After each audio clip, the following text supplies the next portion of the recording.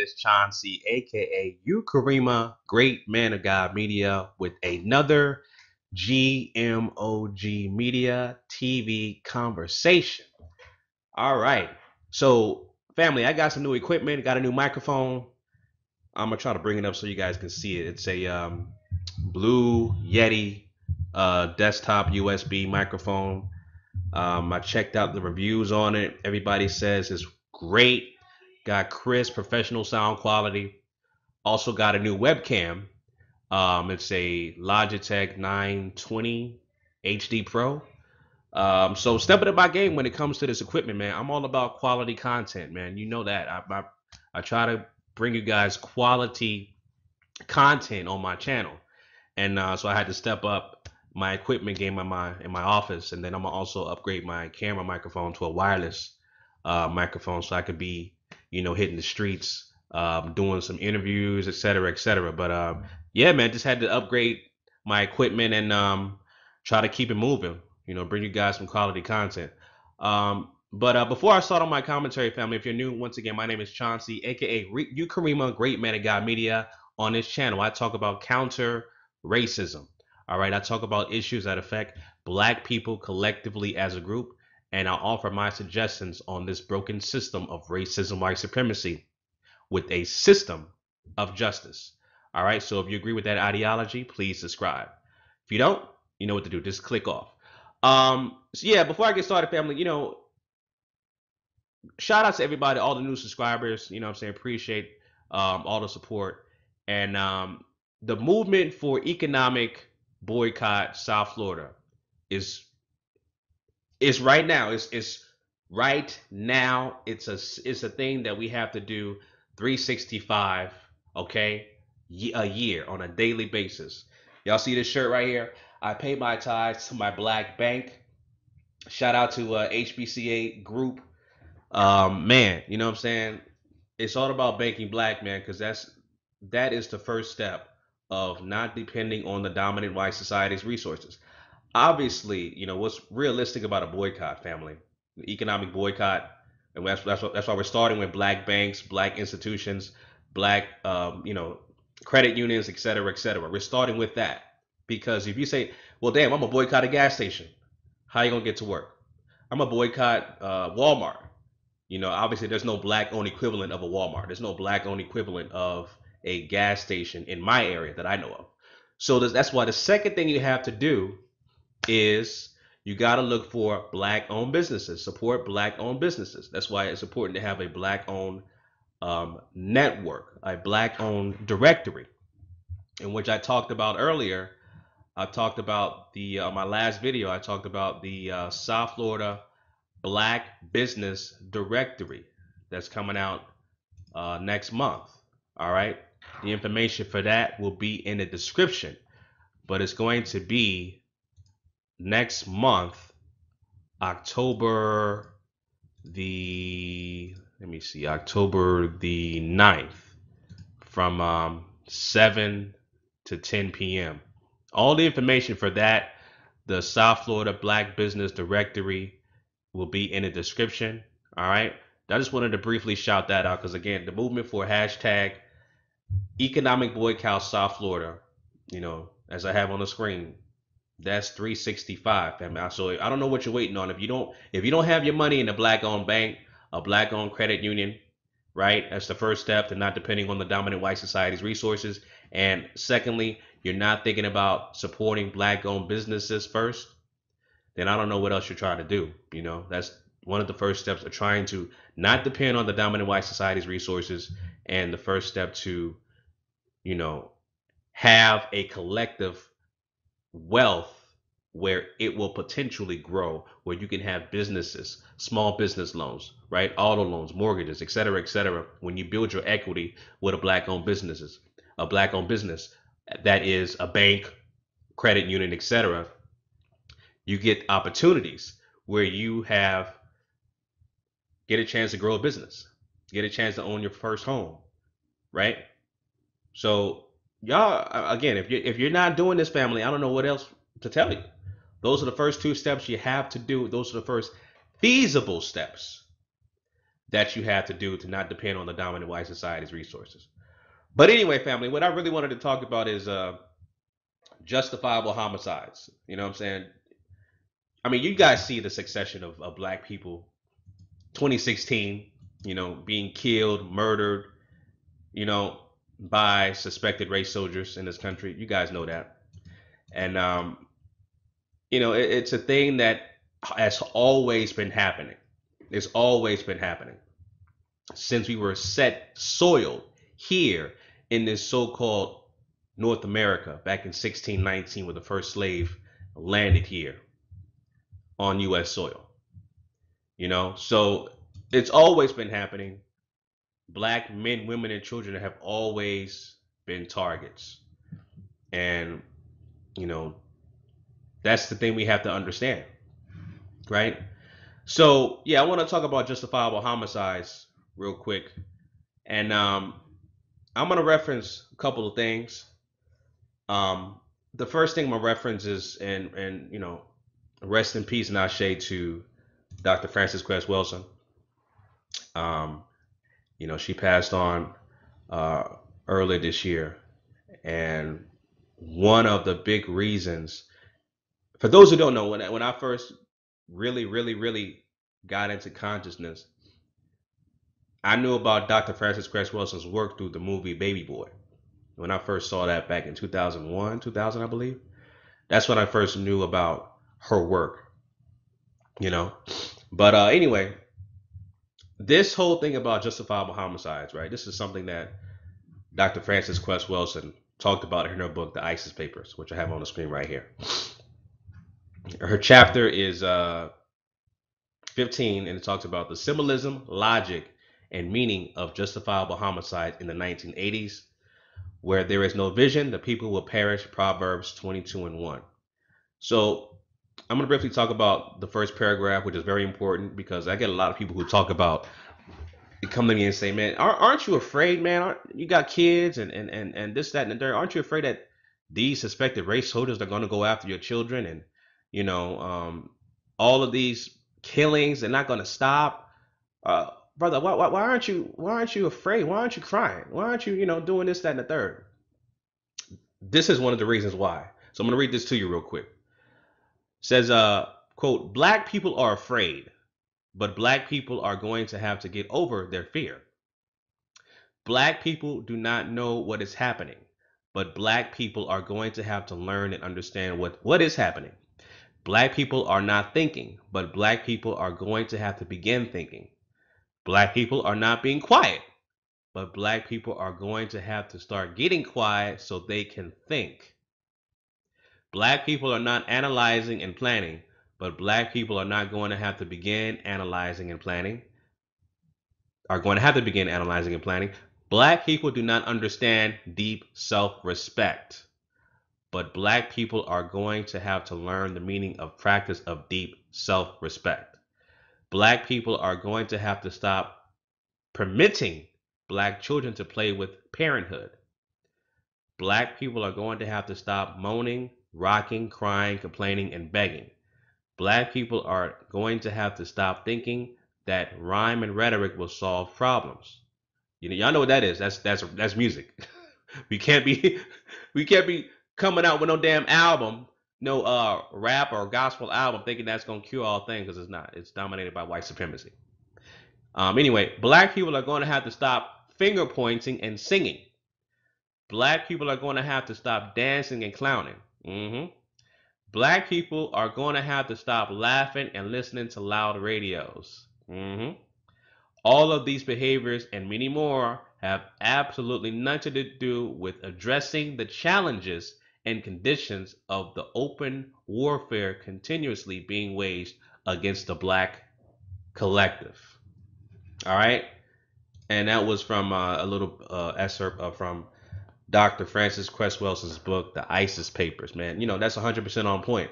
We got to stop doing all that. All this crying and praying and marching, and trying to talk about, we got to come out with an album, man. We got to talk about white supremacy on this album. No, man, we got to do tangible work. for these social ills. Again, white supremacy, they control all 9 areas of activity. That's economics, education, entertainment, labor, law, politics, religion, sex, and war. All right, so we got to stop all of this emotional, reactive things. I've talked about this before. We got to be proactive. We got to be thinking steps ahead like the dominant white society, right? That's what they do all the time. They have think tanks, they have meetings about how can they continue to dominate, which is why the power structure is so far in advance for them collectively as a group in comparison to black people. They have meetings, they have think tanks, they have gatherings all the time about their dominance, right? This is what we have to do, right? So again, we got to stop all this stuff, family. We got to stop all this stuff. The main thing is also we need a code of conduct, whatever you want to call it, code of conduct, moral compass. We need a set of rules and guidelines that we need to follow, just like the dominant white society. You look at the Jewish community, right? They live on a code. They follow 613 commandments from the Torah, and they live that day by day. Okay, 613 commandments for their group, and they have their own everything, their own schools, okay, their own banks, right? Their synagogues, right? They own and control their own destiny. This is what black people have to do collectively as a group. We have to think the same exact way. All right, and again, economic boycott South Florida. Hashtag economic boycott South Florida is the first step. Bank black. Find a black owned bank in South Florida or the state of Florida. We have One United Bank. Find a black owned credit union. All right. That's the first step, to not depend on the dominant white society's resources. Second step is to find as many black owned businesses in your area as much as possible. That's what you have to do. Those are the first 2 steps. Again, like I said before, an unrealistic boycott is saying, man, I'm going to stop shopping at Walmart forever. And you have no way to, get the necessities you need for your household in terms of grocery shopping and things of that nature. And I'm just using Walmart as an example, just for the sake of conversation, because that's a very popular chain, a very mega popular chain. But boycotting these mega multi-billion-dollar conglomerates, that is not realistic, because black people collectively as a group, we don't own or control anything of that sort that's comparable to a Walmart. So again, the first 2 basic steps: bank black, finance black, put your money in black owned institutions, and support black businesses. Keep tabs on it with a black business directory. All right. So with these justifiable homicides, family, right? And I talk about the first excerpt from Dr. Frances Cress Welsing's book, The ISIS Papers, right? There's another thing that she suggests on the same chapter, Justifiable Homicides, that is very key. Because again, I get these questions about, man, you got children. I have 3 sons, and because we live in a system of racism, white supremacy, this is what you have to instill in them. You have to teach them about white supremacy. You have to teach them about all of these things so they get a better understanding going forward. Because I didn't learn about white supremacy till, I'm 36. I didn't learn about it until realistic when I really sat down and started reading when I was around 33. So, again, I've been 3 years in this knowledge and an understanding about how the system works. But as she suggests in her book, quote, black people may begin by educating all black male children to understand white supremacy, and by putting increased pressure on black males to recognize their role as husbands and fathers. This understanding means that black men must work and provide support for their families, which the white collective attempts to prevent them from doing. Males who do not demand the fight, if necessary, to have jobs cannot become husbands or fathers. Most certainly, teenage male children cannot become parents, which means that black females will have to learn when and under their circumstances they should relate to black males in an act of sexual intercourse and self reproduction. All right. So again, with the honorable words of Dr. Francis Cress Wilson, again, you got to teach the babies, teach the children about white supremacy. You know, teach them the truth. We live in a system of white supremacy. These are the suggestions. These are the things that you have to do to replace this system of white supremacy with the system of justice. Right? That's what you have to tell them. All right. But with all of these killings and executions of black men, women, and children this year, right? You guys see, and like I said, this is nothing new, but just to point out some glaring evidence of what's happening right now, right? You have, people who were executed and murdered in the lines of suspected race soldiers, such as Keith Scott, who died, who just was executed right on camera. The video footage came out in Charlotte, North Carolina. Whether or not you see the whole gun thing, right? It's a distraction. If he had a gun or he didn't have a gun, unfortunately, he would have died anyway, right? And again, I've talked about this before in my other video where I said, black people never, ever had the right to bear arms. So even if you had a concealed weapon or whatever the case may be, and he had a right to carry a gun, they would have still most likely shot him, right? So if he had a book or a gun, whatever the case may be, me personally, I think that's a distraction. Your weapon is your melanin, is your skin tone, all right? But you are a perceived threat because you're black. It's just that simple. You're a perceived threat. And the fact that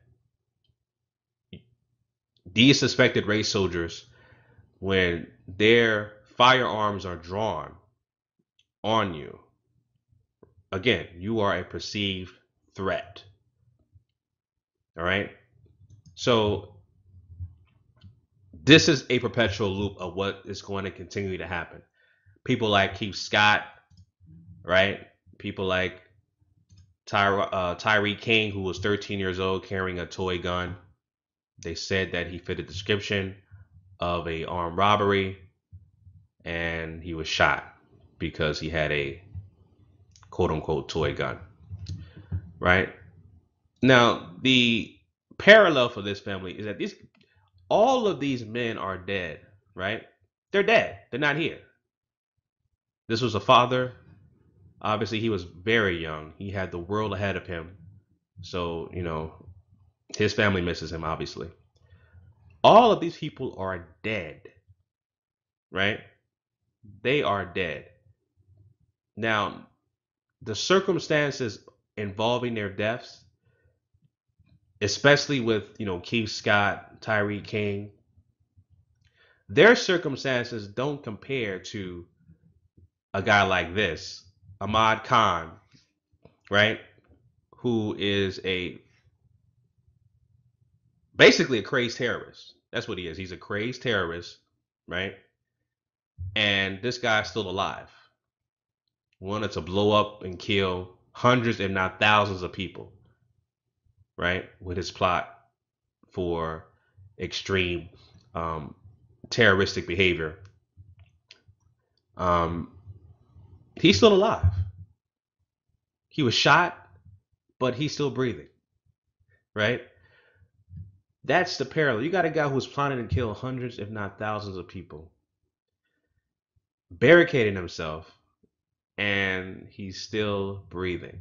Again, you have another case where you guys know Dylan Roof, the psychopath white supremacist who killed 9 black men, women, and children inside of a church. The race soldiers looked for him. They caught him, took him to Burger King, and arrested him. still alive. Still alive, right? I mean, and most recently you have this guy here in Washington who killed 5 people dead at a mall. Yeah, at a mall in Macy's in north of Seattle. This guy was brought into custody. Name is Arsene Sitton. These guys are classified as non-black, right? But again, this guy's alive. So you mean to tell me a guy who was plotting to kill hundreds and not thousands of people, a guy who killed 9 black men, women, and children at a church, and another most recent suspect who killed 5 people in a public mall, executed them. All 3 of them are still alive. Does that even compare to what these guys were, quote unquote,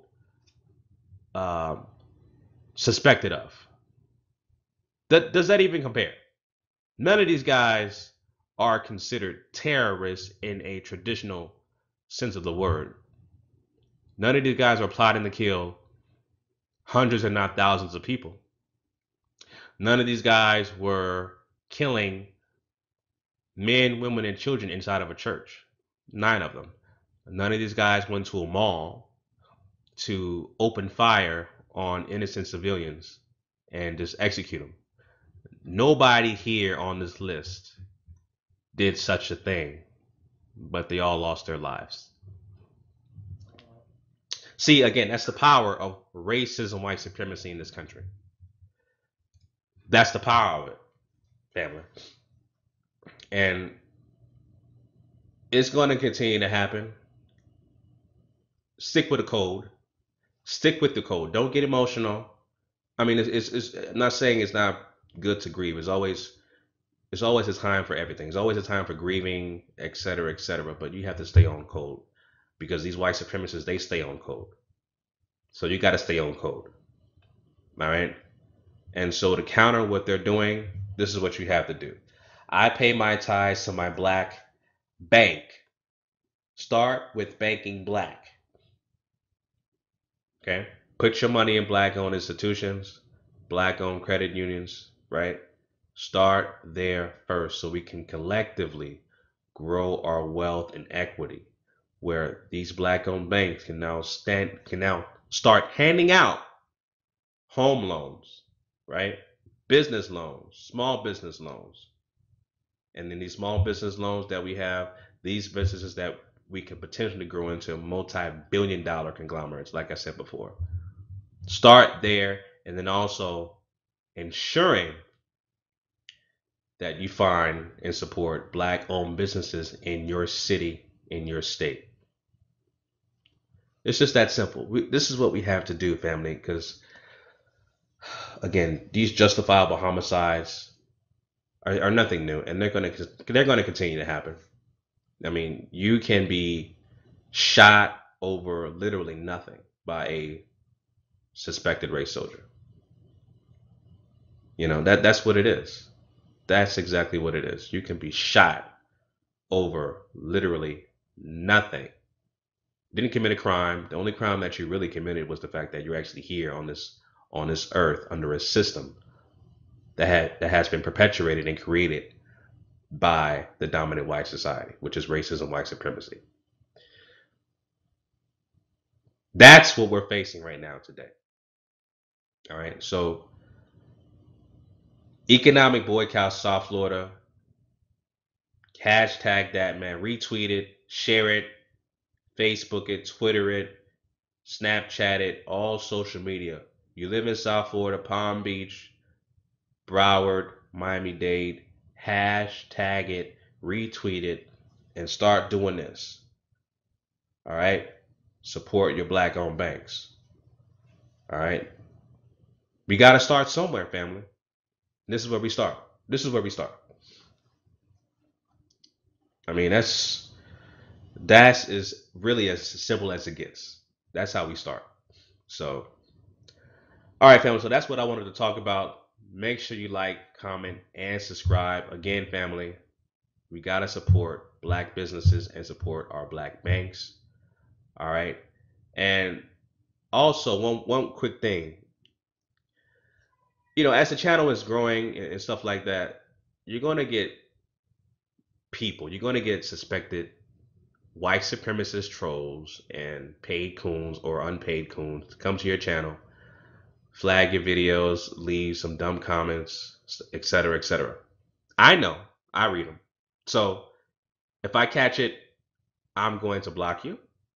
All right. And if you have nothing constructive to add to the conversation, again, you're going to be blocked and the comment's going to be deleted. It's just that simple. All right. So I watch you guys. And again, I don't care about the thumb down. I don't care about the videos being dumbed down. I really don't care about that because I have nothing to hide. I know the system that we live in, under the system of racism, white supremacy. I know the system. So Google owns the infrastructure. There's nothing that we can do about that. The only thing I can do is continue to push out content and make sure it reaches the people and the word gets spread around. That is the least that I can do. But the infrastructure, I don't control. Google owns the infrastructure. All right. So again, if you have nothing constructive to say or add to the conversation, you will be blocked and deleted. It's just that simple. All right, family. Chauncey, aka Ukarema, great man of God media, signing out. Peace.